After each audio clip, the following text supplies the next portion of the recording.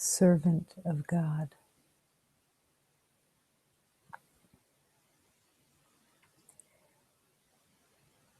Everyone eventually will realize and recognize that within the heart of love is the servant, the energy of the servant, the purpose of the servant, the understanding of the servant. The servant allows that love be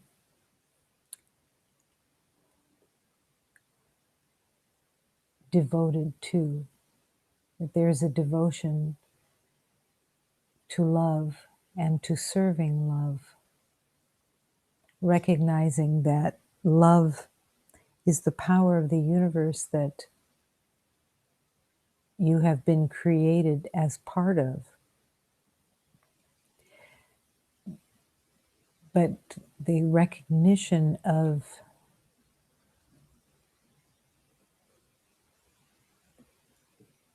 what is to be honored of love, not fawned over, not in a strange awe, but in just the heart's recognition that I am nothing, literally nothing, without the truth of love. If love did not exist, you would not exist.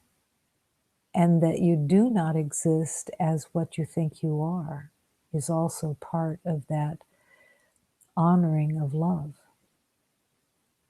That love did not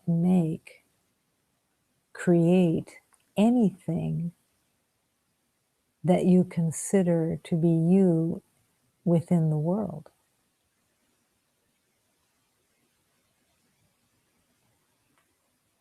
And therefore, that identity does not exist. So if you remove the identity of the ego and you remove the belief in the body, which is made by the ego as well, what is there? That becomes the question of who are you? What are you? And really asking the question, because the you that you have considered to be you was fabricated in the belief of separation. Fabricated, not created, but fabricated to convince you and to play a part of a dream of separation, a nightmare of separation.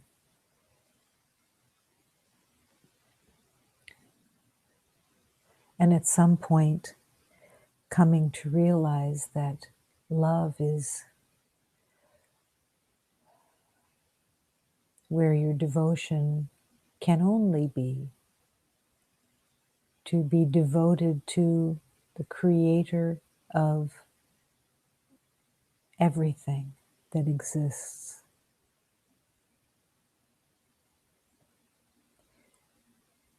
And to serve that creation. The servant of love has no expectations and no need for recognition. That is one of the main elements of being the servant of love, is that as the servant, there's nothing to get. You are serving the wholeness of creation. And within that truth, you have everything. You are everything. So you can serve freely. Serve love with complete freedom because there is no trying to keep score or trying to see what you're getting in order to be willing to serve. The servant of love has finally found the true purpose. So the servant of love is never disappointed, never anticipating some kind of recognition or some kind of pay, because there's only love within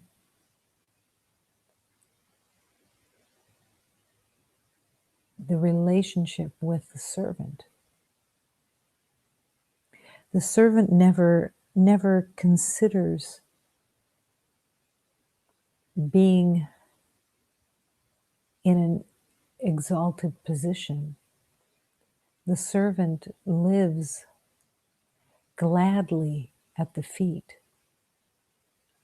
of creation.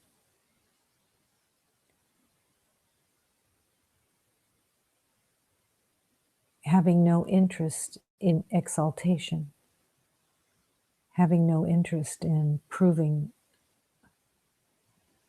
a manufactured worth.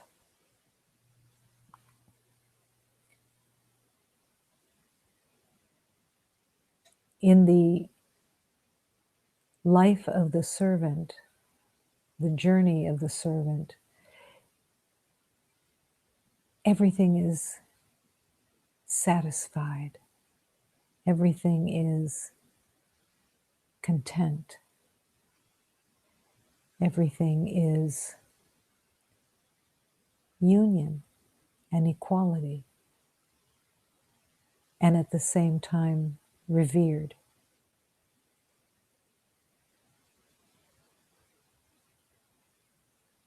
The reverence of the servant has no limitation.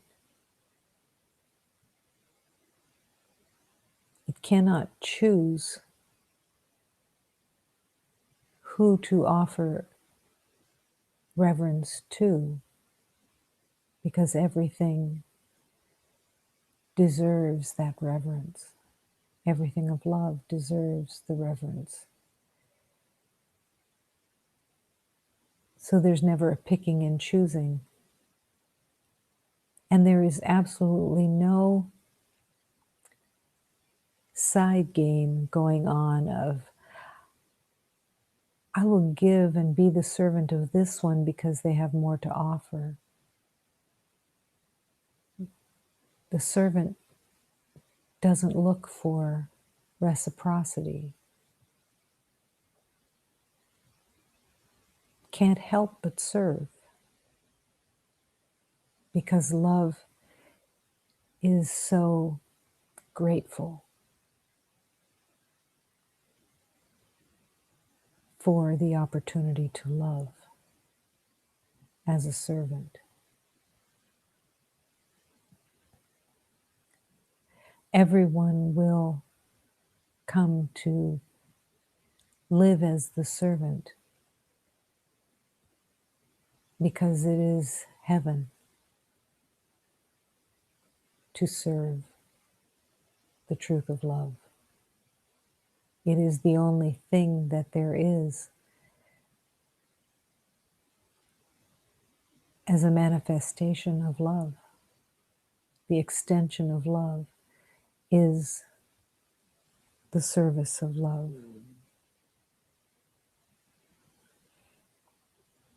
And the servant is always joyous as the beloved that is served begins to recognize that they are the love of God, serving the truth of love within every beloved.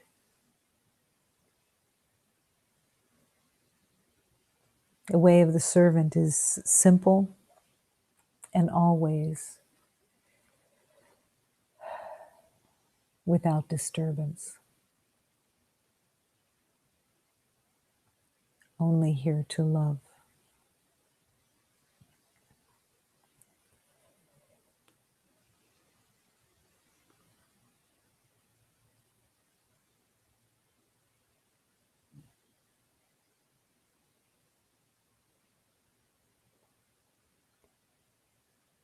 Over the mountains of despair, we will rise above.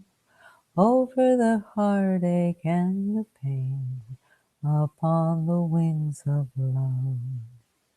The healing of our savage heart, gently by the dove, miraculously transforming us upon the wings of love.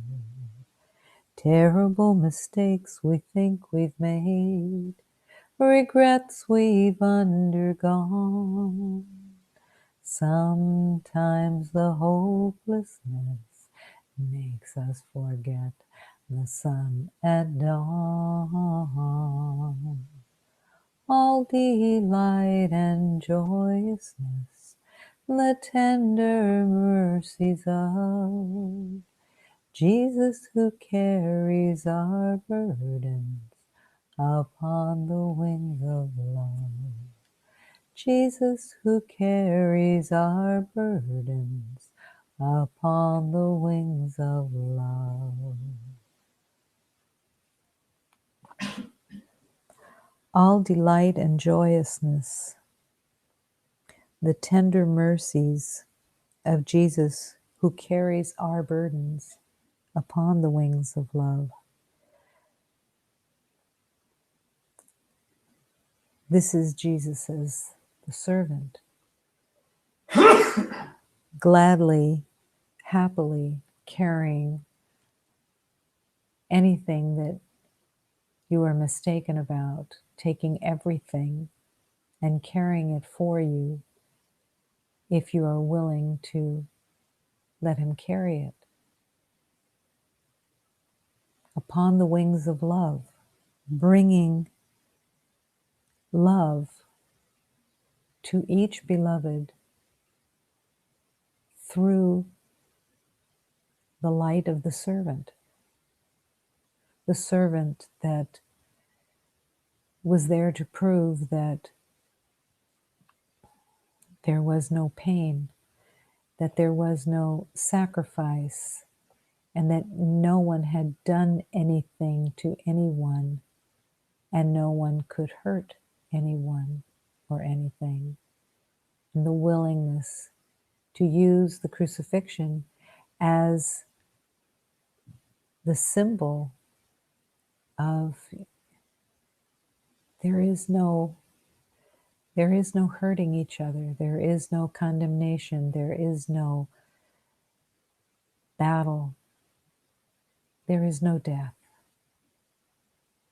and still willing to carry all the thoughts of separation and annihilation as far as battle goes. Jesus will take it all, along with every being of love that has no limitation on the service of love. You call on a divine being, that divine being is with you instantaneously,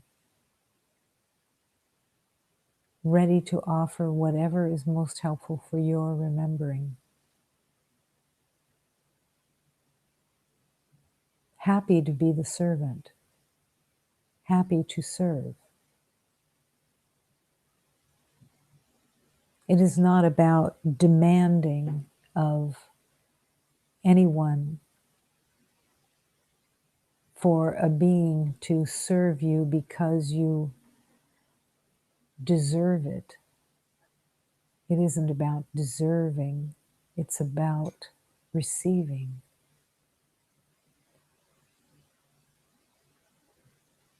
And becoming even confused by the purity of the servant that is serving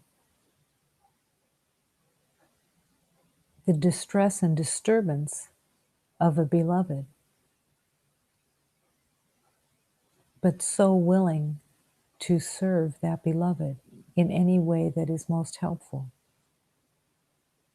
That is the open heart that all the divine light of love lives within, the open heart,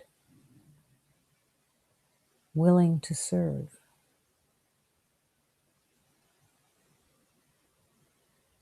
willing to be at the feet of love and serve without reciprocity. Upon the wings of love.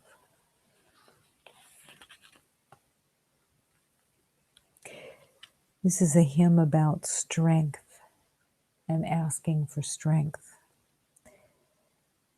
I ask for strength, and here comes the strength. I am never without what is needed. The truth of God sends it to me. And the servant, in the name of Jesus, is always with me and with everyone, listening to everything that is needed. The Christ is on the earth. Christ is everywhere as the servant of love, the healer of humanity. He's here to heal whoever seeks to be healed, whoever wants the true healing, that's willing to let go and empty into love. He comes to heal whoever seeks it because he is the victor of healing, as all beloved beings of the light are, always the servant. He comes to heal whoever seeks it according to their intention. What do they truly want? For not everyone is ready to be healed and to receive the heart of the servant.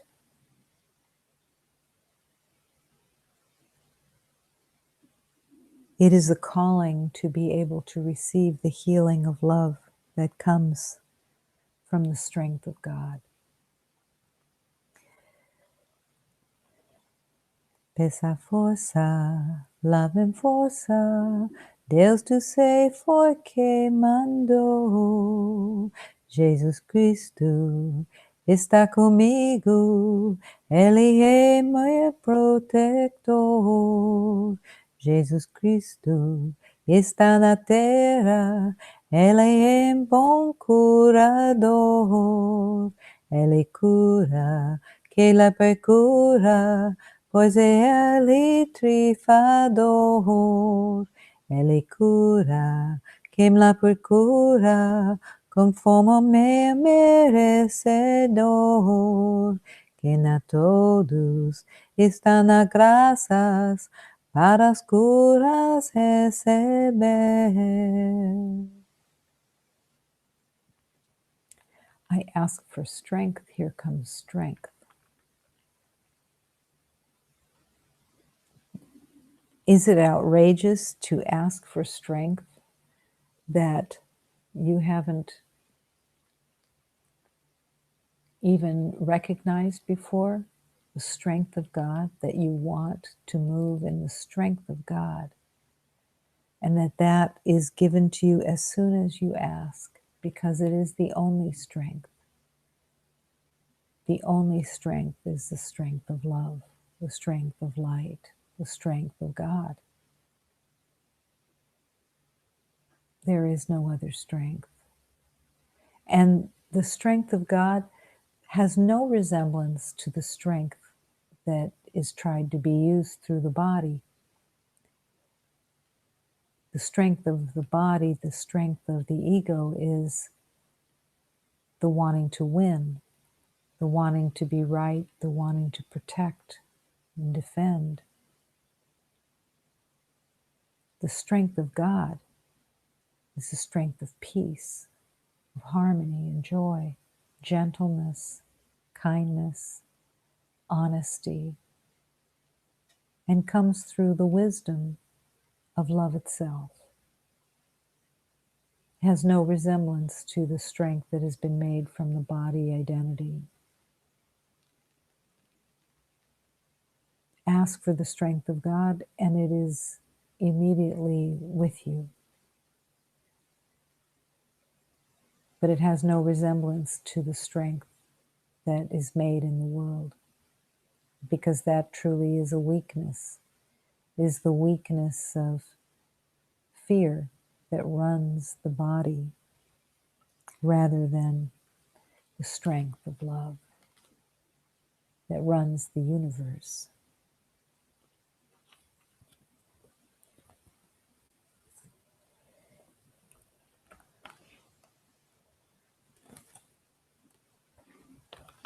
The jeweler. If a naive and desperate man brings a precious stone to the only jeweler in town, wanting to sell it, the jeweler's eyes will begin to play a game, like most eyes in the world when they look at you. The jeweler's face will stay calm.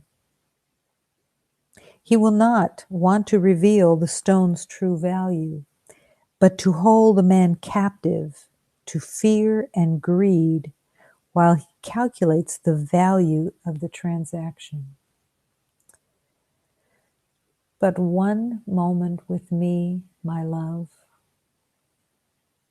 will show you that there is nothing that I want from you.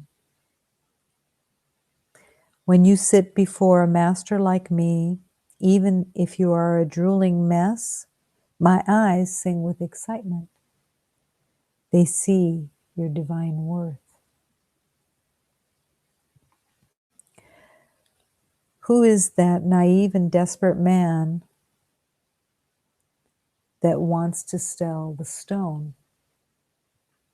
The fearful part of the ego's game. The jeweler's eyes recognize the fear and begins to play his own game. Playing a game of seeing that someone is desperate, that someone is fearful, and wanting to have the advantage in that moment. So the jeweler's face stays calm, trying to outsmart the one with the stone. He wants to hold the man captive to fear and greed while he calculates the value of the transaction.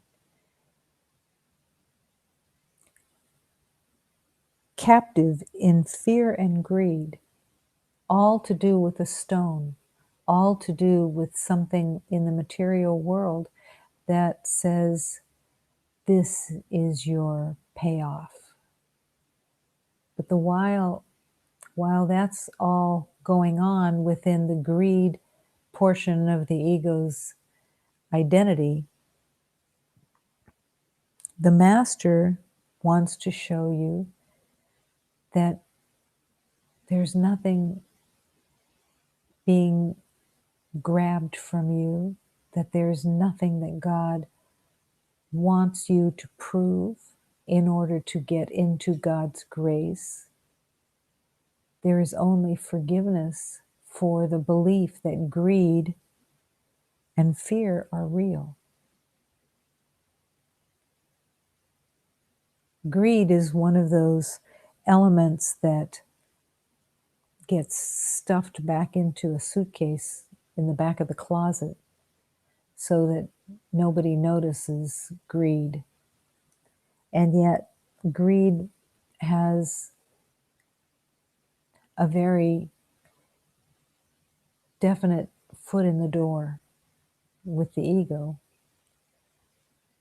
And it's all based on the belief that there is scarcity, that there just cannot ever be enough. And then greed starts to push to the front of the line, try to push to a better place of advantage because you truly believe that there is not enough. If you accepted and embraced that the abundance of love flows constantly, but if you're in your own mind, you're not available to that abundance of love, not because it's kept from you, but because you turn in a different direction.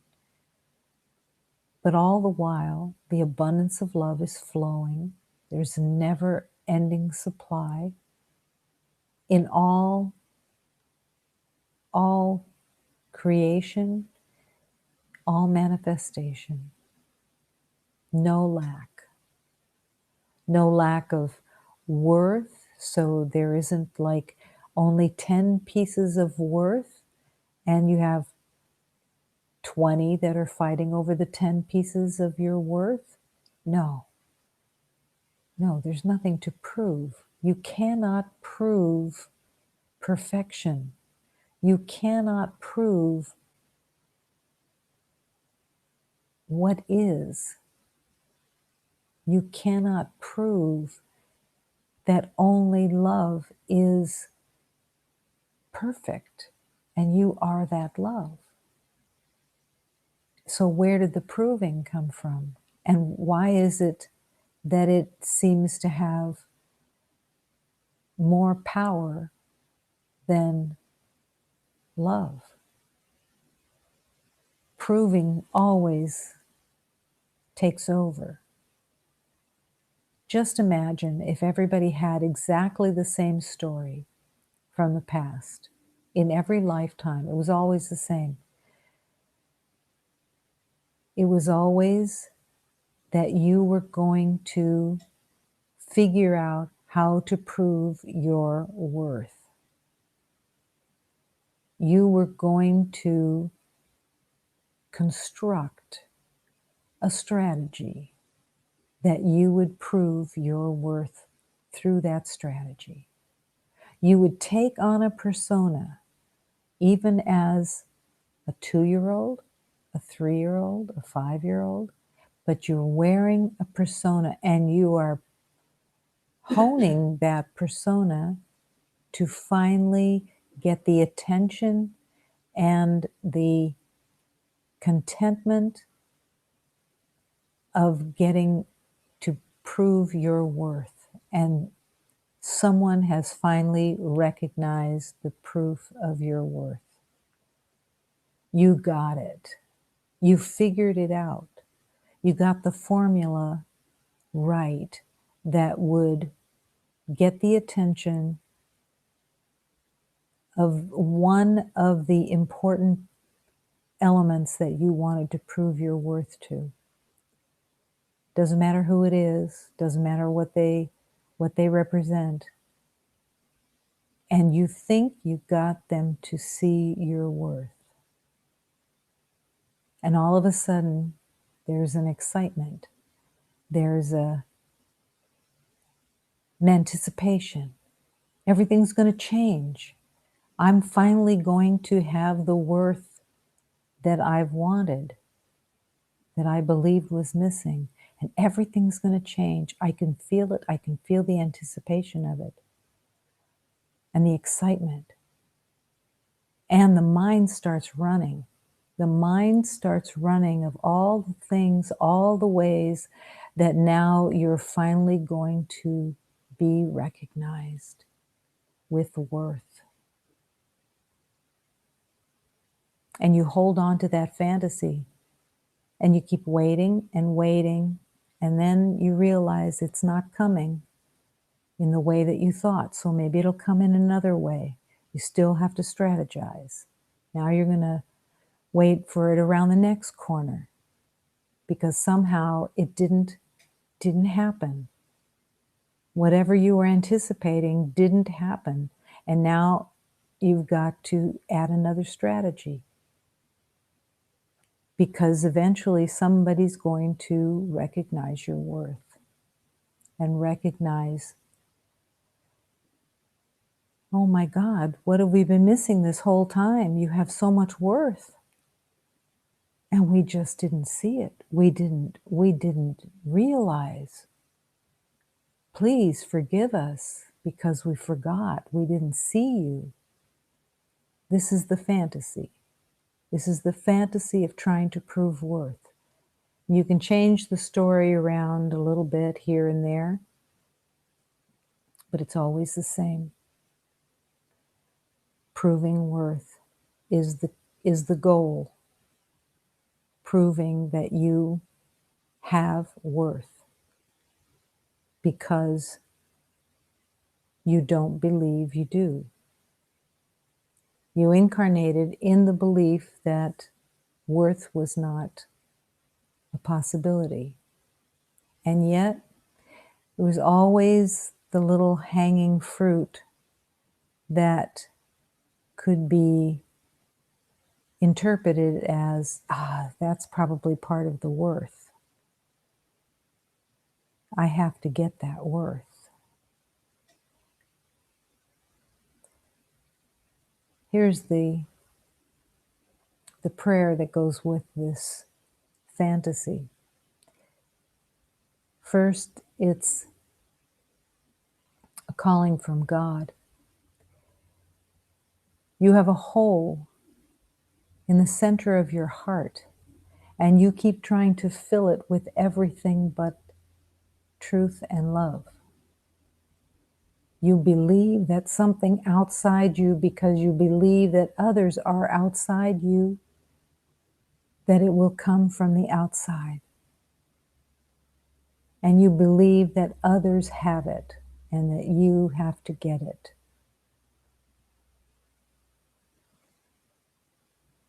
But the prayer for the truth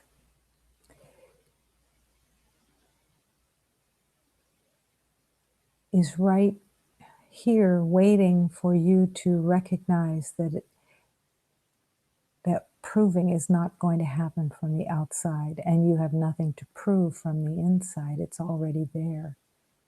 It's already everything that you are.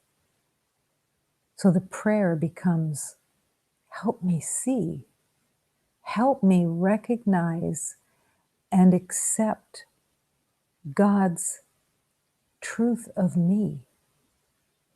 Help me. Help me. Truth of love, help me.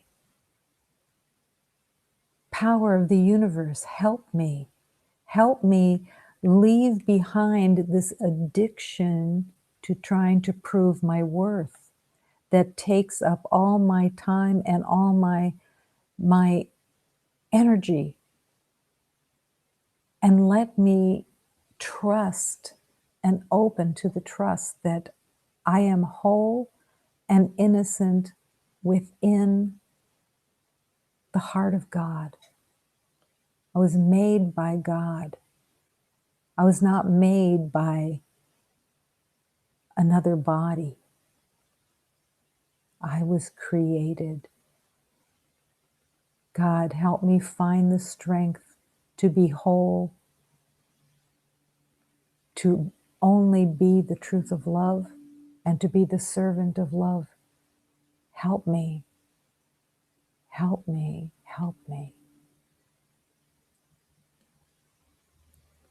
The willingness to no longer battle with the addiction of proving worth. And the forgiveness has to come with it. That every single time you tried to prove your worth and it was not reciprocated, responded to, recognized, there was the bitterness and the hatred of the one who didn't recognize you. They have to be made smaller. In that belief, they have to be made smaller.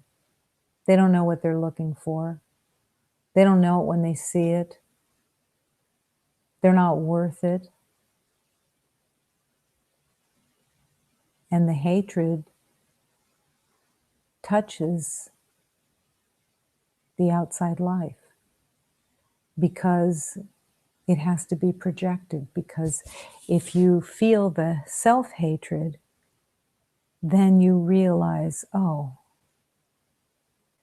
that's why I was looking for the worth. Was looking for the worth to try to get rid of the self-hatred. And the self-hatred I tried to get rid of by projecting it outward. I can't fight for worth. No one can fight for worth. No one can play the game and win the worth. The worth is the light that you are as God's creation.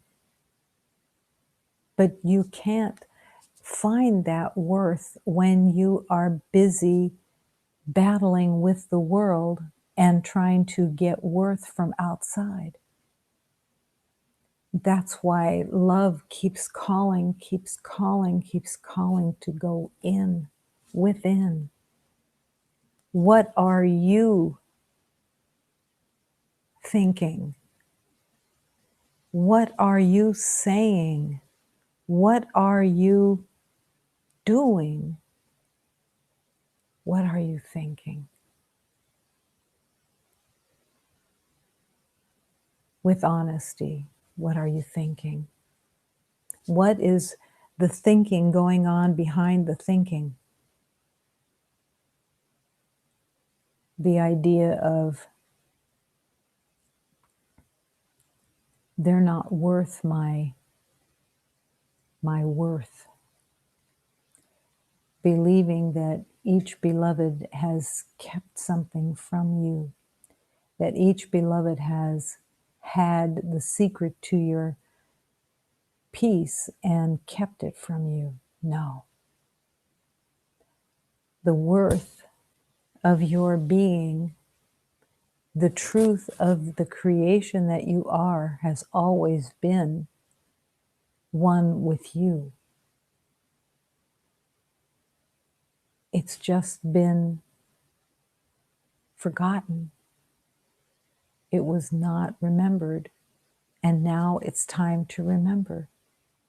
You are the light of God. You are the pure and holy expression of love. These are just words until they are embraced as truth.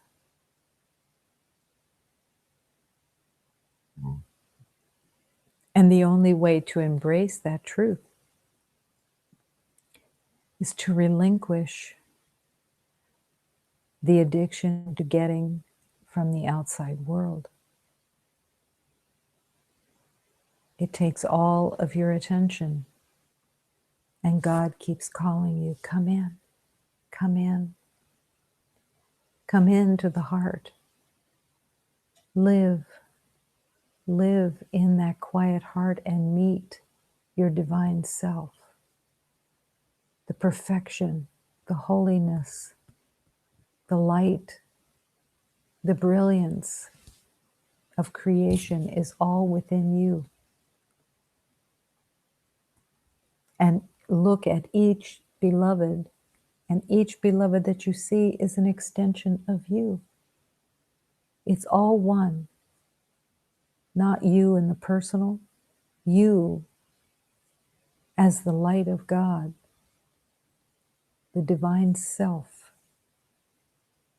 one self, everyone being that same self, and that there is nothing lacking in anyone, nor is there an identification that you can put a label on and identify them as something different than you. Every beloved is in the holy union of love as one. There's only one. There's only love. It's everything. If you're trying to get worth from outside, you will not see the beloved that is all creation. There's nothing to get from anyone. You have all that God created is within you. The universe is within you. The universe is you. Servant of love. The servant of love has no worth to prove. The servant of love can only be the servant because everything is already perfect. Everything is already as perfection is. Nothing to get. Nothing to prove. Cannot prove. Cannot win over anyone so that they recognize your worth. There is no winning over anything. You have everything already. You are everything already.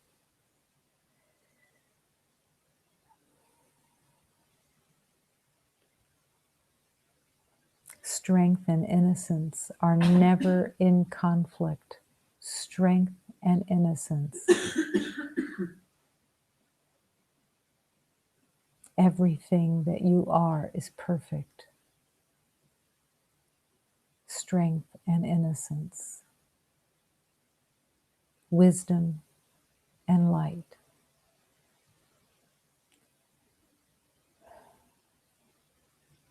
The radiating force of love. It's all right here. It's all right within you. Only love. And the acceptance of God is the acceptance of your divine self. You cannot accept God and not accept yourself. You cannot reject God and not reject yourself.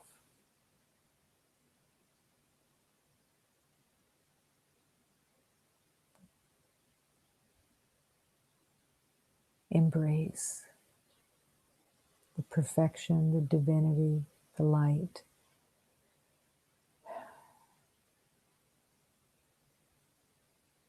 Be that radiance. Be the light. Be innocence. Be eternal.